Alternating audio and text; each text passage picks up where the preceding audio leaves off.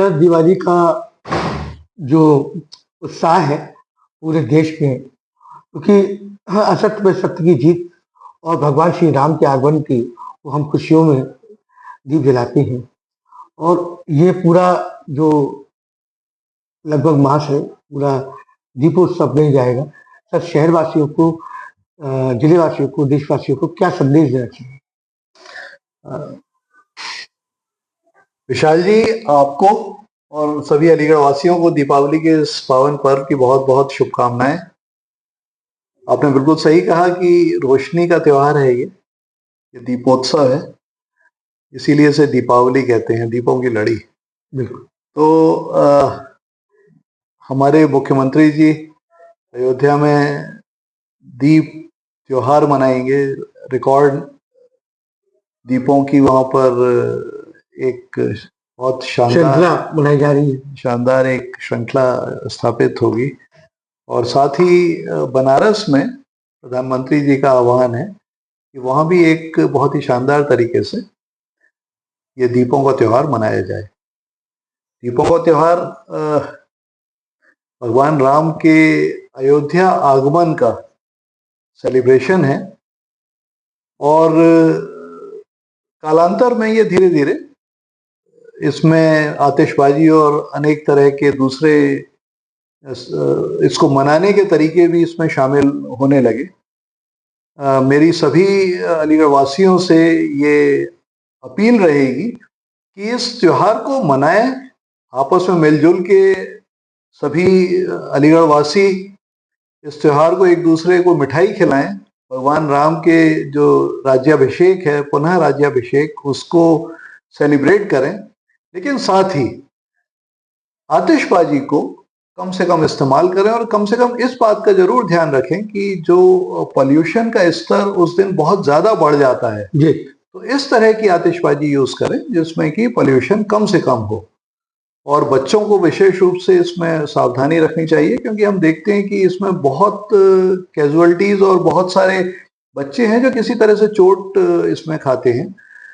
कोशिश ये रहे कि इस त्योहार को हम खुशियों का त्योहार बनाएं, इस त्योहार को हम किसी भी तरह से अपने लिए गम को पास ना आने दें।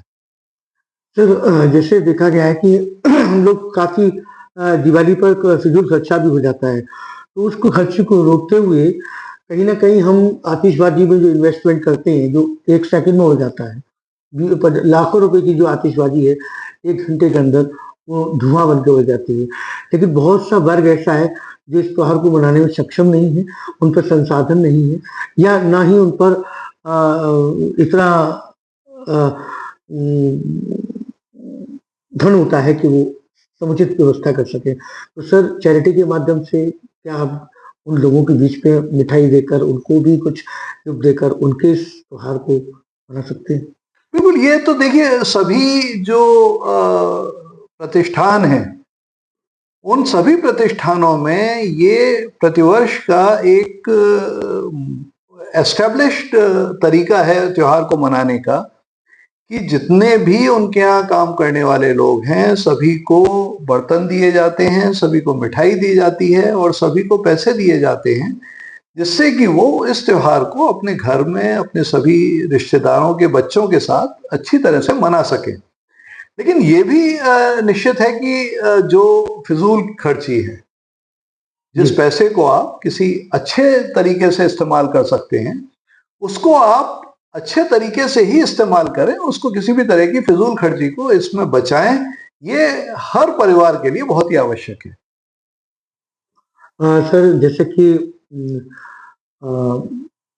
आज बहुत सी कोशिश हो रही है कि उस वर्ग को जिसको सहयोग की जरूरत है, आपकी सहायता की जरूरत है, तो ऐसे लोगों की हम बस्तियों में जाकर, उनके बीच जाकर उनको भी थोड़ा सा उनके शामिल होकर उनको खुशी होगी। इससे अच्छी तो कोई बात ही नहीं होगी, इससे अच्छी कोई बात नहीं होगी विशाल भाई, कि अगर जैसे हम होली का त्योहार मनाते हैं, होली का त्योहार एक अकेला ऐसा त्योहार है जिसमें कि सभी वर्ग वर्ण मिट जाते हैं। अगर उसी त्योहार की तरह से हम दीपावली और अन्य त्योहार, दशहरा या और जो दूसरे त्योहार हमारे आते हैं, मुख्य त्योहार, अगर उन त्योहारों को भी हम उसी तरह से मनाएं तो इससे अच्छा तो आपका ये बहुत ही उत्तम एक सुझाव है। अगर इस तरह से हम इस त्योहार को भी मनाएं तो इससे ज्यादा हम खुशी अपने साथ के लोगों को दे ही नहीं सकते, समाज के दूसरे लोगों को। सर, शिक्षा की अलग आप एक कई दशकों से यह चला रहे हैं, तो जहां रहेगा वहीं रोशनी लुटाएगा, जहां रहेगा वही रोशनी लुटाएगा, किसी चिराग का अपना मकान नहीं होता। आपने ये शिक्षा का चिराग जो कई दशकों से आप आईएमटी के माध्यम से, शांति वर्ल्ड के माध्यम से और तमाम ग्रुप, फार्मेसी ग्रुप भी हैं, तो सर ये अपने बच्चों को जो आत्मनिर्भर बनाने का जो एक सपना उनका पूरा करने का जो संकल्प देखा, क्या कहना चाहेंगे सर? ये जो हम लोगों का आईएमटी ग्रुप है, सन 2000 में हमारे पिताश्री डॉक्टर डीएस महलवार साहब, जो कि स्वयं आजीवन करीब 38 वर्ष तक जिन्होंने डीएस कॉलेज में अपनी सेवाएं दी एज प्रोफेसर, उनके द्वारा एस्टेब्लिश किया गया और आज की तारीख में उन्हीं के आदर्शों पर हम इस संस्थान को चला भी रहे हैं। संस्थान में दो लोग सर्वप्रथम आगे की पंक्ति में आते हैं, एक तो अध्यापक और दूसरे बच्चे जी। अध्यापकों के लिए इसलिए समर्पण भाव क्योंकि वो जिस तरह से अपना संपूर्ण जीवन बच्चों के लिए समर्पित करते हैं वो अपने आप में अनुकरणीय है। और बच्चों के लिए इसलिए कि बच्चे हर वर्ग से आते हैं, जिन अपेक्षाओं के साथ, जिन सपनों के साथ वो हमारे संस्थानों में आते हैं, उन सपनों को पूरा करना उनकी क्षमता के हिसाब से हमारी जिम्मेदारी है। जैसे कि मुझे जानकारी मिली है कि 50% छात्राओं को आपने छूट दे रखी है विभिन्न कोर्सों में। तो छात्रा है जो एक वर्ग ऐसा आता है जो सारी चीजें नहीं कर पाता, तो उनके लिए भी आपने एक ऐसा मौका दे रखा है कि इसमें आपने छूट प्रदान कर रखी है, बच्चे खासतौर से बच्चियों को। जी बिल्कुल। सन 2020 से कोविड के उपरांत, 2021 में जब कोविड आया था उसके उपरांत जब ये देखा गया समाज में, उस वक्त समाज में धन की बहुत कमी थी, लोगों के रोजगार व्यापार बंद हो रहे थे और जब लोग अपने खर्चे कम कर रहे थे तब ये देखा गया हमारे संस्थानों में कि जो लड़कियां हैं उनकी पढ़ाई पहले रोकी जाती है और लड़कों को घर का चिराग मानते हुए उनकी पढ़ाई के लिए जारी रखी जाती है। पैसा फिर भी किसी न किसी तरह से वो जुटाते रहते हैं। और आप ये हकीकत मानिए कि लड़कियां शिक्षा के लिए ज्यादा समर्पित होती हैं जी। और जो हमेशा से ये कहते हैं कि जो लड़की पढ़ के जाती है वो दो घरों का चिराग रोशन करती है। एक अपने घर का तो करती है, पर जिस घर में वो शादी होके जाती है उस घर को भी वो चमकाती है, उस घर को भी एक उज्जवल भविष्य देती है। तो लड़कियों के लिए 2021 से हम लोगों ने प्रण किया था कि हम उनकी फीस आधी लेंगे। वो आज तक जारी है और वो आज तक जारी है और आईएमटी ग्रुप ऑफ इंस्टीट्यूशन पूरा एक ग्रुप के नाते हम आज तक करीब 4 करोड़ रुपए से ज्यादा स्कॉलरशिप लड़कियों की शिक्षा के लिए समर्पित निर्धारित कर चुके हैं और उम्मीद है कि आगे आने वाले दिनों में भी ये हमारी जो माता जी थी जिनका स्वर्गवास 2019 में हुआ, श्रीमती शांति महलवार जी, वो स्वयं भी न सिर्फ बहुत एक पढ़ी लिखी महिला थी बल्कि उन्होंने महिला शिक्षा के लिए बहुत वो समर्पित थी। न सिर्फ अपनी बेटी के लिए समर्पित थी डॉक्टर सुरेखा चौधरी जी, बल्कि और भी जो उनके जान पहचान के परिवार थे उन लोगों की बेटियों के लिए भी वो समर्पित थी। तो कोशिश यही है कि हम इस भावना को जो हमने अपने बुजुर्गों से पाई उसको हम आगे चलाएं। जी। कीमत तो बहुत बढ़ गई शहरों में धान की, कीमत तो बहुत बढ़ गई शहरों में धान की, पर बेटी विदा ना हो सकी किसान की। आज भी किसान कई तकलीफों में और कई तूफानों से जूझने के बाद भी आज उसको वो सब कुछ प्राप्त नहीं है जो जिसका वो हकदार है। आज भी आप देख रहे हैं वो देश में इस हालातों से कई एक प्रदेश है, छत्तीसगढ़ है, बिहार है।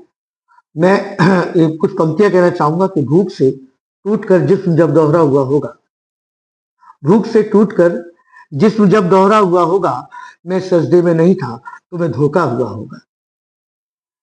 सरकार के प्रयास हैं सर, जी बहुत प्रयास है, बाल श्रम को रोकने के लिए भी हैं और ग्रामीणों के लिए भी है, किसानों के लिए भी है, लेकिन जो जमीनी हालात हैं वो कुछ इससे इतर है। क्या लगता है?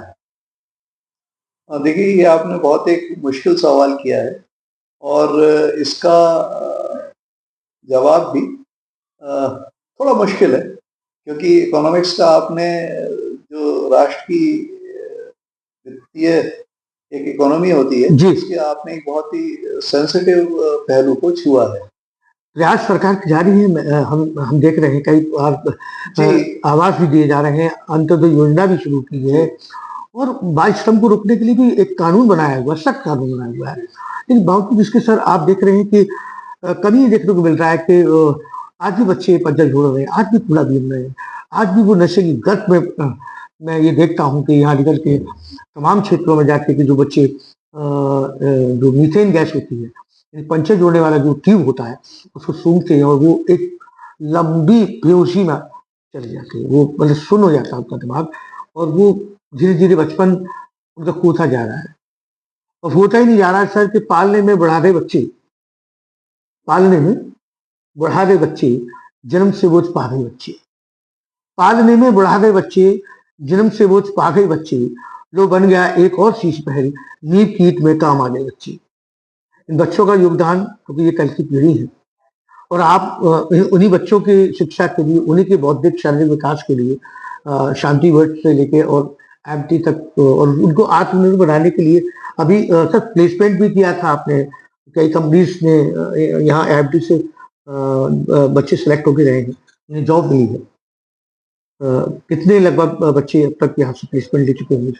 बहुत आपका लंबा सवाल है और मैं इसका क्रमवार जवाब दूंगा।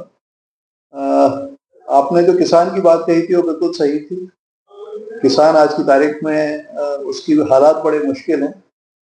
सबसे बड़ी मुश्किलात तो ये है कि उसका जो मुख्य व्यवसाय है वो प्रकृति पर निर्भर करता है। आपने बहुत शानदार फसल की, बहुत मेहनत की, बहुत अच्छा बीज इस्तेमाल किया, लेकिन अगर वो काटते वक्त बारिश आ गई तो आपकी वो सारी मेहनत बेकार हो जाएगी सर, बिल्कुल। तो ऐसे में ये तो निश्चित रूप से तय है कि सरकार बहुत कुछ कर रही है। अभी जो क्रॉप इंश्योरेंस का आइडिया इंट्रोड्यूस हुआ वो इसीलिए इंट्रोड्यूस हुआ, फसलों के बीमा का। जी, जो बीमा का आइडिया आया वो इसीलिए आया कि कम से कम किसान को जितना कम हो सके उतना कम नुकसान हो, कम से कम। लेकिन दो चीजें तय हैं कि किसान को खेती के अलावा दूसरे संसाधनों पर निर्भर करना होगा जी। अपना स्किल सेट इंप्रूव करना होगा जी। उसको अपने आय के स्रोत खेती के अलावा दूसरे भी शामिल करने होंगे, तभी वो उसको एक लगातार रोजगार का माध्यम मिल सकता है, रोजगार लगातार उसे एक पैसा कमाने का जरिया मिल सकता है। और सबसे अहम बात जो मैं शिक्षा के क्षेत्र में रहने के कारण महसूस करता हूँ कि शिक्षा समाज का सबसे बड़ा एकमात्र कारक है जो व्यक्ति के इकोनॉमी को बदल सकता है। जी। अगर आप अपने बच्चे को सही शिक्षा देते हैं और बच्चा उस शिक्षा का सही इस्तेमाल करने में कामयाब हो जाता है, कहीं भी जाए वो, चाहे वो सेल्फ एम्प्लॉयमेंट में जाए, चाहे वो नौकरी में जाए, या वो किसी दूसरे व्यवसाय के साथ किसी दूसरे सर्विस इंडस्ट्री में जाए, लेकिन वो कम से कम अपने लिए एक सुगम रोजगार का साधन निश्चित कर सकता है। बिल्कुल। तो ये तो रही किसान की बात जी। और उसके अलावा जो हम कोशिश कर रहे हैं प्लेसमेंट की और बच्चों के स्किल सेट को एनहेंस करने की, वो हमारी कोशिश इसी सोच पर आधारित है। हमारे पास आने वाला बच्चा समाज के हर वर्ग से है।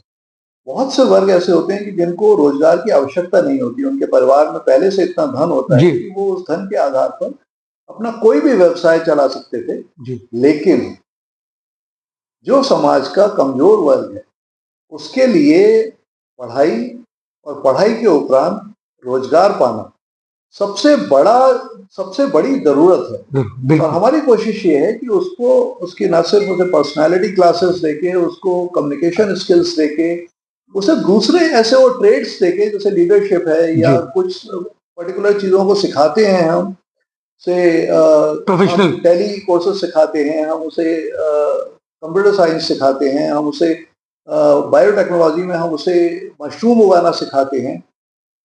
तो ऐसे चीजें जो कि उसको बाद में उसके जीवन में रोजगार के लिए सहायक हों, उन चीजों को हम उन्हें सिखाने की कोशिश करते हैं और उम्मीद है कि हम अपनी ओर से जो थोड़ा-थोड़ा प्रयास है हमारा, उसमें हम समाज को बदलने में निश्चित रूप से कामयाब होंगे, जिस हद तक हमारा दखल है। जी, और आगे भी ये प्रयास आपका जारी रहेगा। निश्चित रूप से ये तो जीवन पर्यंत है, ये तो जब तक सांस है तब तक ये प्रयास है। बहुत-बहुत धन्यवाद सर।